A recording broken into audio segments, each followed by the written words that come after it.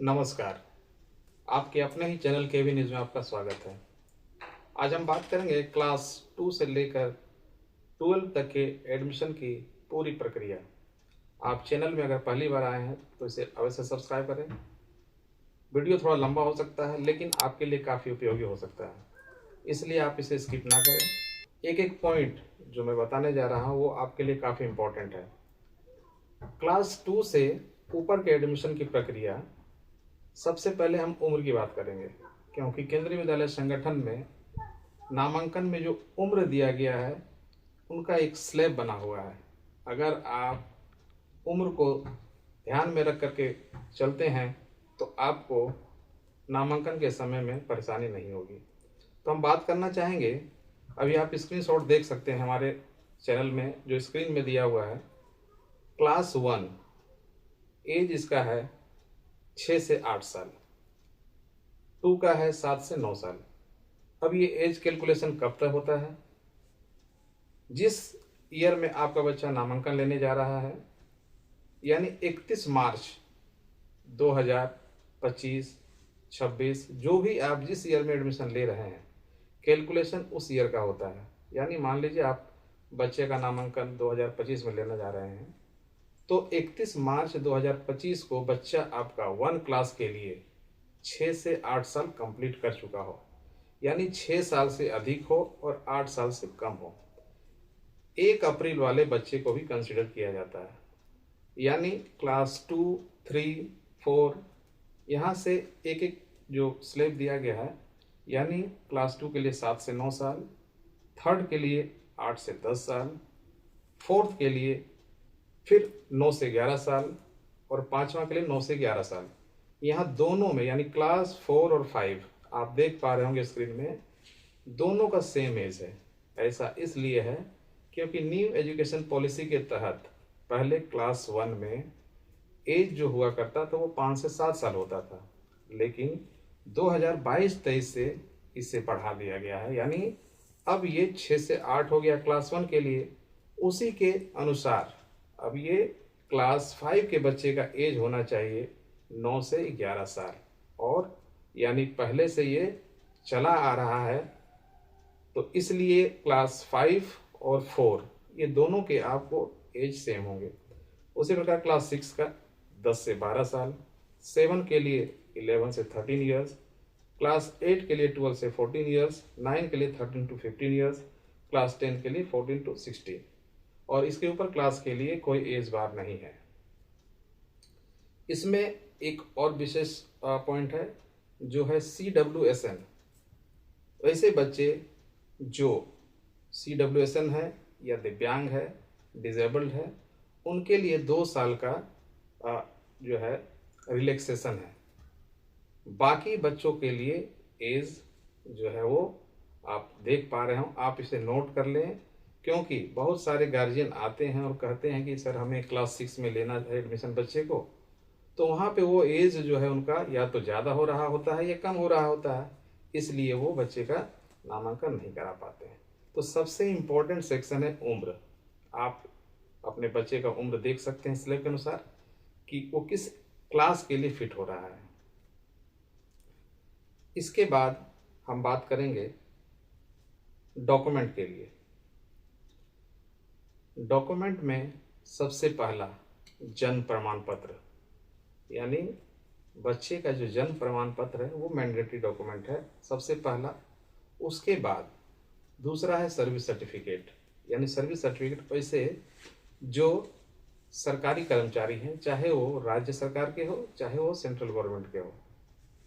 तीसरा है आवासीय प्रमाण पत्र, यानी बच्चा जहाँ से विद्यालय आएगा उसका आवासीय प्रमाण पत्र, वो माता का हो सकता है या पिता का भी हो सकता है।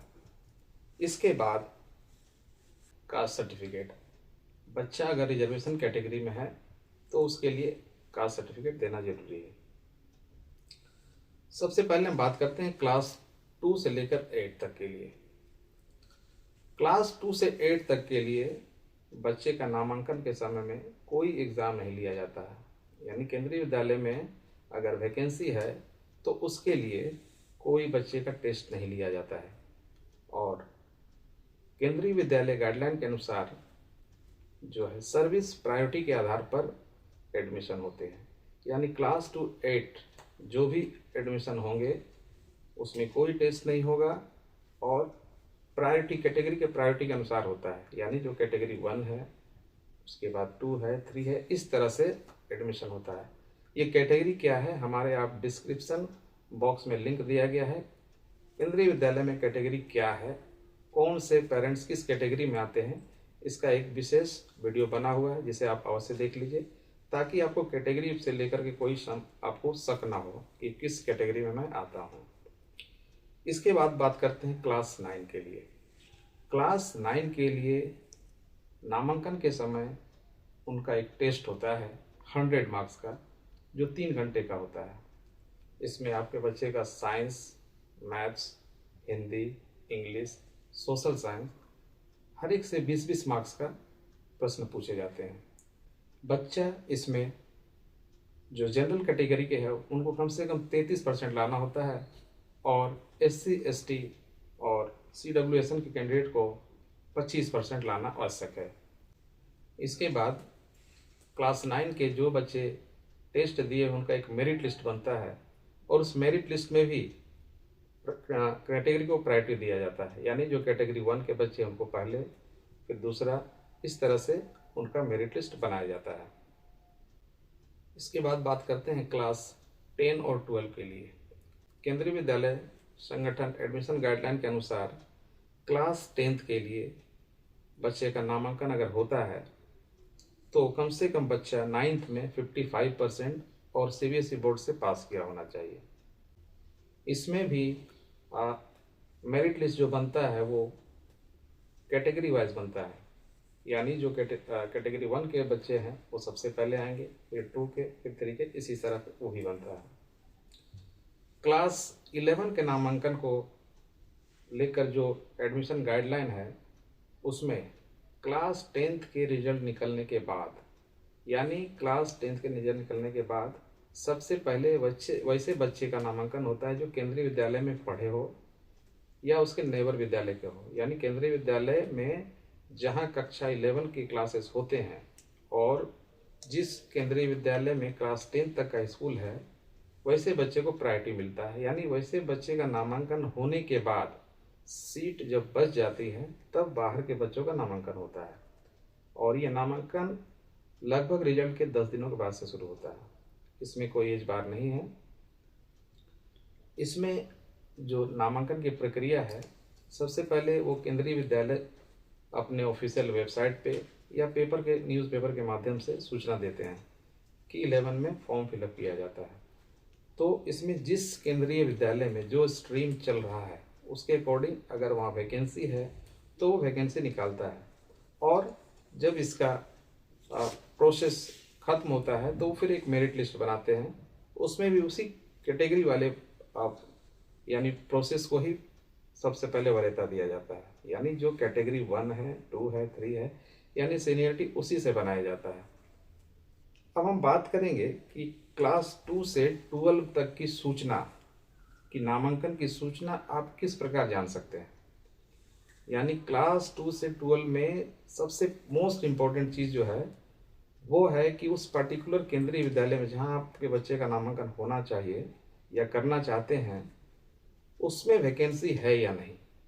अब सबसे इम्पोर्टेंट चीज़ यहाँ पे आ जाता है कि आपको वैकेंसी पता कैसे चलेगा कि उस विद्यालय में वैकेंसी है या नहीं। जैसे कि मान लीजिए केंद्रीय विद्यालय में जो बच्चे पढ़ रहे हैं, जो बच्चा 2 में है, मार्च में वो पास करता है, रिजल्ट निकलता है और वो 3 में चला जाता है, 3 के बच्चे 4 में, इसी प्रकार कैरी फॉरवर्ड होता है। यानी जो बच्चे 5 में हो 6 में जाएंगे, 6 वाले 7 में जाएंगे। अप्रैल में सेशन शुरू होता है केंद्रीय विद्यालय का, यानी 1 या 2 अप्रैल जो भी दिन तय किया जाता है उस दिन से उनका सेशन शुरू होता है। अब जो फर्स्ट वीक ऑफ अप्रैल है इसमें कैलकुलेट होता है वैकेंसी, यानी क्लास 2 से ऊपर जो भी क्लास है उसमें क्या वैकेंसी क्रिएट हो रहा है। अगर वैकेंसी क्रिएट होता है तो इसकी सूचना आप उस विद्यालय के वेबसाइट के माध्यम से जान सकते हैं या फिर वो विद्यालय न्यूज़पेपर के माध्यम से भी पेरेंट्स को सूचना देते हैं कि हमारे यहाँ वैकेंसी है। यानी केंद्रीय विद्यालय में क्लास 2 से ऊपर के एडमिशन के लिए आपको अप्रैल के माह में फर्स्ट वीक इंतज़ार करना पड़ेगा। उसी समय में हर एक विद्यालय अपने वैकेंसी को निकालता है। यानी जिस विद्यालय में शॉर्टेज है, यानी बच्चे का जो एक पर्टिकुलर निर्धारित किया गया है जो नंबर, अगर उस नंबर से कम है, पिछले साल से केंद्रीय विद्यालय संगठन ने क्लास का स्ट्रेंथ 32 कर दिया है। यानी अब वैसे विद्यालय में जहाँ पे 32 से कम स्ट्रेंथ है, वैकेंसी उन्हीं विद्यालयों में बनेंगे। बाकी के क्लास में भी उसी प्रकार है कि 2, 3, 4 जो भी क्लास में आपका बच्चा नामांकन लेना चाहता है, उसमें अगर वैकेंसी है, सबसे मोस्ट इम्पोर्टेंट है कि वैकेंसी अगर है तभी वो नामांकन के लिए आपको सूचना देंगे, वेबसाइट के माध्यम से या न्यूज़पेपर के माध्यम से। तभी आप फिर अपने बच्चे का फॉर्म भर सकते हैं। और मैंने पहले ही बता चुका हूँ कि सबसे पहला जो एडमिशन में वरीयता दिया जाता है वो दिया जाता है कैटेगरी 1। मैं फिर से बताना चाहूँगा कि कैटेगरी को लेकर के आपके मन में जो भी शक है वो हमारे डिस्क्रिप्शन बॉक्स में दिया गया है। कैटेगरी क्या है, कैटेगरी में कौन कौन फर्स्ट कैटेगरी में आते हैं, 2 में कौन कौन आते हैं, ये सभी विस्तृत से मुझे बताया गया है। आप उसको एक बार जरूर देखें। एक महत्वपूर्ण बात जो है क्लास 2 से ऑनवर्ड्स एडमिशन के लिए, ये सभी एडमिशन जो होते हैं वे ऑफलाइन मोड से होते हैं। यानी इनमें जो भी रजिस्ट्रेशन होंगे वो ऑफलाइन मोड से होंगे। और अगर आपके मन में कोई शक सवाल है क्लास 2 से ऊपर के एडमिशन को लेकर के, तो आप कमेंट बॉक्स में अवश्य कमेंट करें। जहाँ तक हो सके आपको सवाल के जवाब दिए जाएंगे। अगर ये वीडियो आपको पसंद आया तो इसे लाइक सब्सक्राइब अवश्य करें और हमारे चैनल में बने रहेंगे, ताकि केंद्रीय विद्यालय संगठन की तरफ से जो भी नए अपडेट्स आएंगे आपको इस चैनल के माध्यम से सबसे पहले बताया जाएगा। आप इस चैनल को जरूर सब्सक्राइब कर लें। धन्यवाद।